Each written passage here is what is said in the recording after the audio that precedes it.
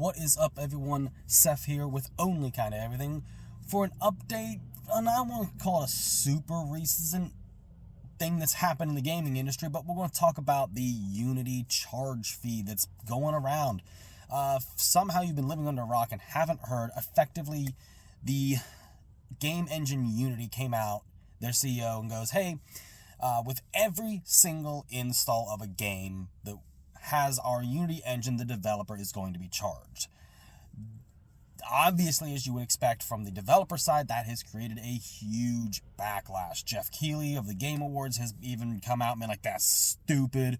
The developer of Call of the Lamb has said that, hey, very likely if this doesn't get reversed on January 1st, they are going to delete that game. You will not be able to buy it because they refuse to partake in this. So I want to throw my thoughts out there. Unity has yet to really release any major update statements other than just, hey, this is going to happen. I think something that needs to be considered. Unity in of itself is a good thing. It is a great engine for indie developers because you have these AAA developers, Capcom with their Resident Evil engine and all that. It is a good, solid engine for a smaller developer to use. That being said, it is, I would go as far to say it is a breach of trust between the developers of these indie titles and the company because, man, imagine like Fall Guys, for example. It's a free-to-play game, but every single new user that downloads that game, now the company is being charged. The company behind Unity is also going to charge the developers for Game Pass and PlayStation Plus style games. So your subscription services, that could theoretically be why those costs are going up if they knew this change was coming. Man, in a perfect world, okay, maybe. But let's be realistic. They probably added those costs on unaware of this Unity increase. I would venture to say that if Unity does go through with this and they tack a fee onto every single time one of their games gets installed, there being a charge, I can absolutely see the cost of these subscriptions going up. I'm old school. I miss the time of, hey, I'm just going to go buy my game, I'm going to put it in my system, and I'm going to play it. Take away download times and all that, because that's just the change of technology. But the idea of buying your game and owning it just seems to become, for whatever reason, a lost art as the subscription model continues to get pushed by the bigger companies. I'm not a fan of subscription model. I'm old school. Let me own whatever it is I'm playing. They're cool to try games. Like, I've played games, Neoverse, great game. Tried it on Game Pass. Probably would have never bought it had I not been able to try it. So I'm not going to say that there isn't a place in the market for a subscription service.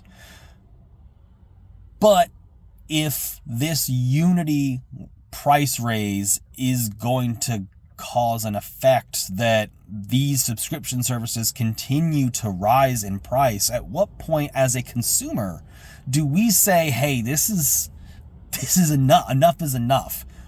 You know, the consumer in an economy where, and I hate getting into economy talk and all that whatnot because this isn't necessarily the place or platform for it, but that's kind of where this goes.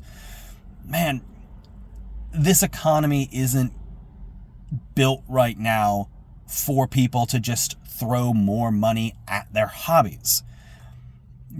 The moves like this are going to make gaming a more expensive hobby.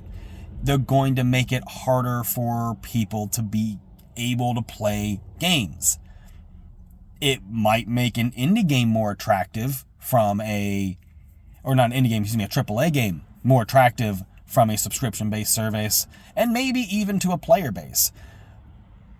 You know, if a smaller title like Call of the Lamb, like Fall Guys, like these games that use Unity have to account for now every single time somebody downloads their game that they have to pay a fee, the cost of those games could theoretically, again, this is all in theory, this is, doomsday scenario, if you will, the cost of those games might increase above that of the current AAA price to offset these potential fees, which could, in theory, cause these games to get bought less.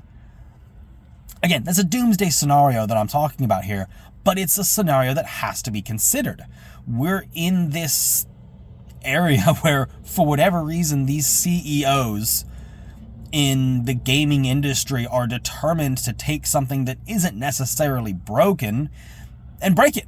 Square Enix's obsession with using NFTs, that's just a terrible idea. I think that has been proven to be not great.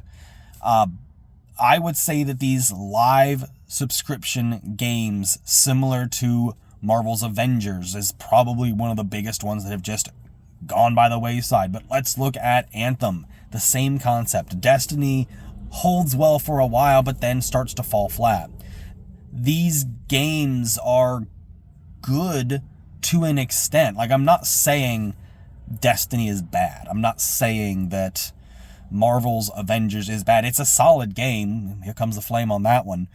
But the idea of a game that requires you to be online at all times for updates and service and all that, maybe I'm old school.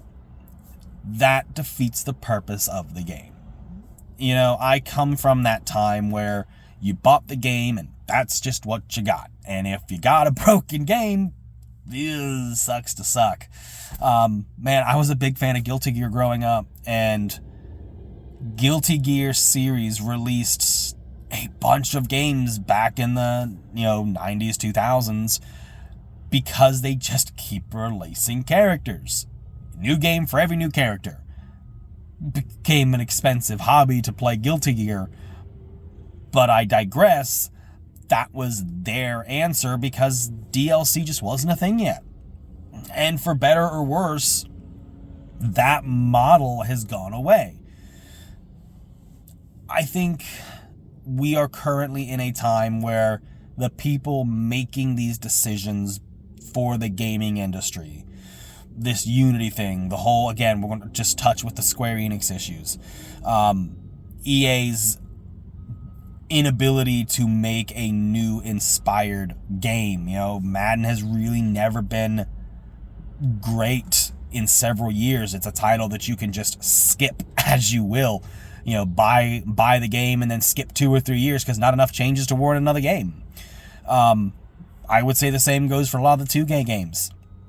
We are in this era right now where these companies are determined to nickel and dime the consumer to make money. And I get it, it's a business, they have to make money, but if you're driving away the consumer, are you really making a profit? As I said, I just want to throw my thoughts out there. I kind of went a little off trail with it. Hopefully you guys follow the trail for the most part, but let me know what your thoughts are with the Unity adding the fees. Give your thoughts on subscription-based services, all that stuff. I just want to hear it.